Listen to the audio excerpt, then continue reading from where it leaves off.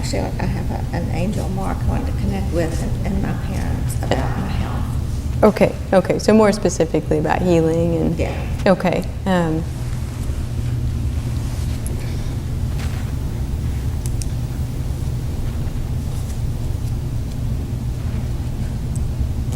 First I want to connect with your mom. Okay. She's talking about suffering, that for years and years and years you've absorbed the suffering of other people. And you're a healer, but she says the way you've helped people is by taking on a lot of their suffering. And even sometimes you worry about things that other people don't get concerned about, but it's like you're worrying for them. And she wants you to know that it doesn't help you to suffer for anyone else. And she doesn't want you to absorb so much of the weight of the world. Energetically, what I see from your angels and from your mom too, is that there is a belief in you that kind of through suffering you can be saved, or through absorbing the pain of others they can be saved. It's kind of that way of thinking. And in order to shift that, I think it would be important to see the light that's in you, and then to recognize that others can see their own light at any time they so choose. So I'm talking to your angel now. He says an affirmation for you is, in faith, I see my light. And with hope, I allow others to do the same.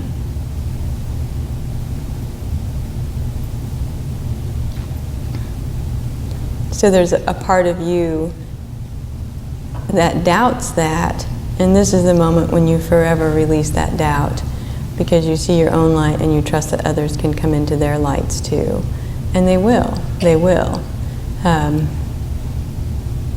Your mom just says, never doubt that your light is there and that others come into their own light too. The awareness of their light when the time is right for them. It's important that you trust that, she says.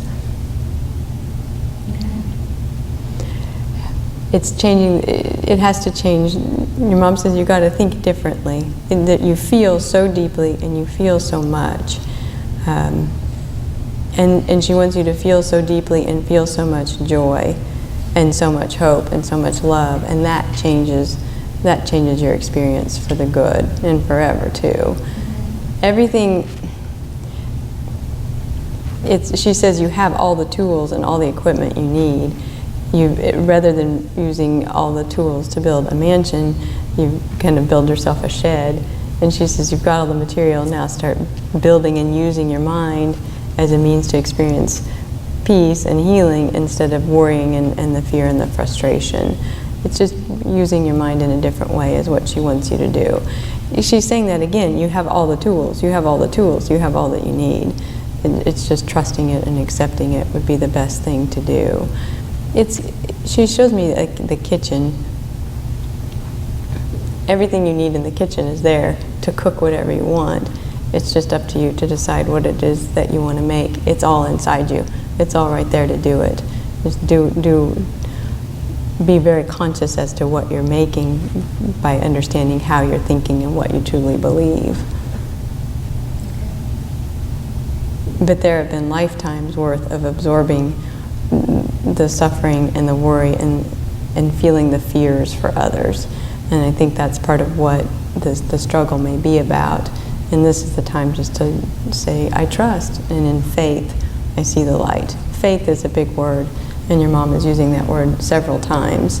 And you'll see that word on an ongoing basis, just as confirmation from her that is her message, is to have faith.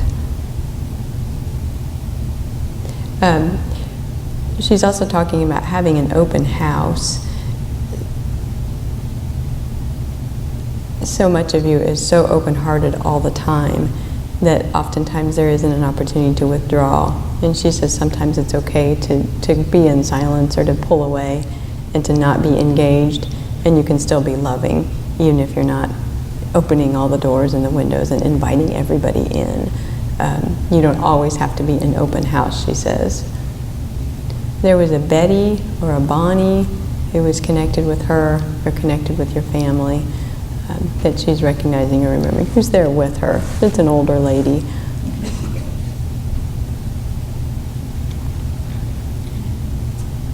And she is not at all, your mom says she got over appearances a long time ago.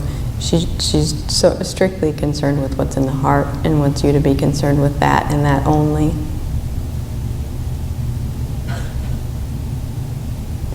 And your angel also is saying it doesn't matter what your body looks like or what a diagnosis might be.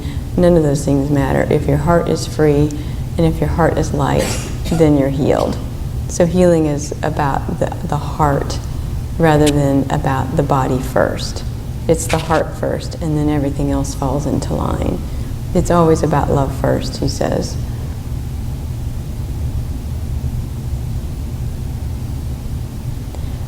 There's a lady with did your grandma go by Nana? Was there a net? Yeah, there was my godmother was Nana. Yes, she's with you too. And she would like you to call on her to be a guide and would like to help you in being more simple and more gentle and more loving with yourself.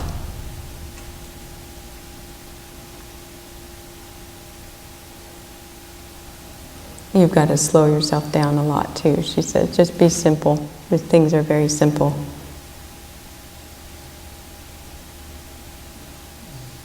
But it is okay sometimes to step back and sometimes to move forward and sometimes to step back and sometimes to move forward.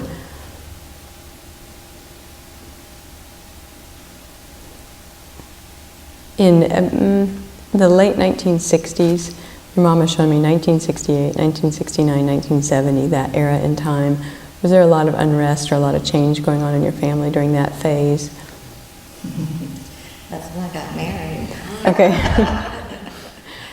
Well, that was a lot of change. Oh, yeah. She's acknowledging that. And you've taken all that in. She says nothing has ever gone on. It's all just been locked in. She's also shown me 1974, I think 1973, 1974. Yep, and that was also then another time when you just took more on. You just got a lifetime of stuff you've held on to, and it's okay. It's okay to let it go. You've done it beautifully well.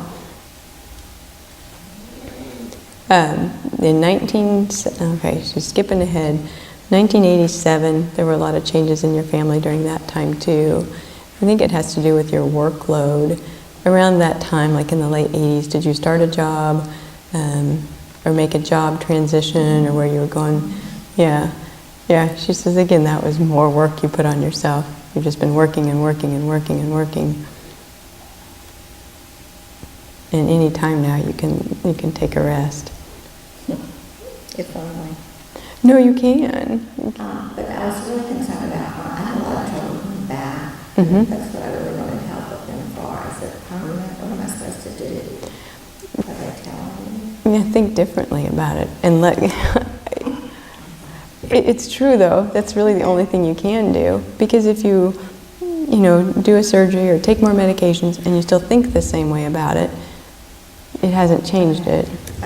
I know it's the past. You've carried everything from the past, and not all of it's negative. It's just that you're full. There's from the marriage to children to going back to work to saying goodbye to your parents. None of that has ever been kind of let go. So you're carrying all that, and it's weighing you down. I wasn't aware of that. You're a very deep and sensitive person, very deep, and you feel everything.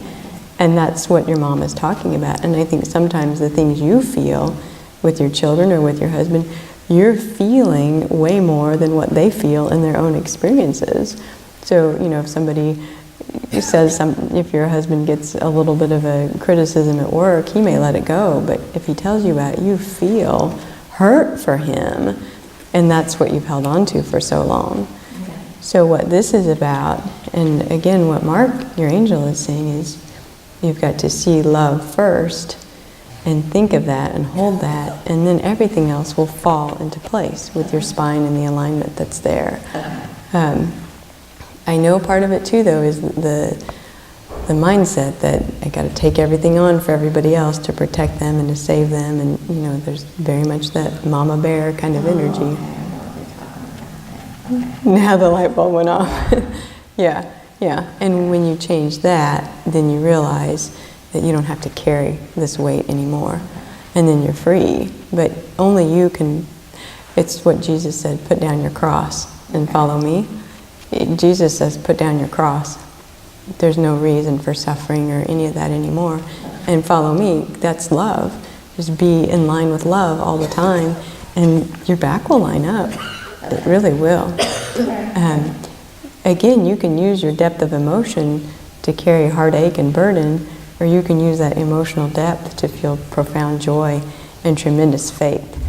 Christ is saying you have the faith enough to move mountains, and so it is. So if you'll take this deep, deep love that you have, or this deep feeling, and use it for faith, and use it for hope, there's no end to the light that you'll shine. There's just none. And I think you'll be a powerful healer in that. I would start writing about these things. Start journaling and talking with your angel and writing about it, and talk with your mom and see what you can release about her, and see how you can see things were maybe easier than what you feared, or maybe less worrisome than what you believed. Okay. Yeah, it's time to be light and free. Okay. It really is. One thing from your dad, with your husband, have you been having trouble getting him motivated or walking?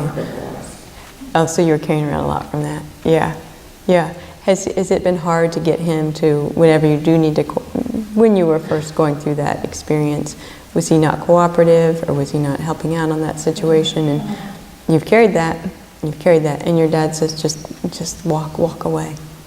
Emotionally, mentally, walk away. Because you're holding it and it's weighing you down and it's hurting you, and it's not affecting him. So it's time to walk away from that. Your dad says, tell her daddy loves her. And if you can receive that without anything else, I love you. Let that be the complete sentence. Okay. Then that can be the start of something new too. Okay. Your mom says you don't need any buts to anything. It's just, I love you. I'm healed in faith. And that's enough. That's always enough. Yeah. Good. Thank you. You're welcome.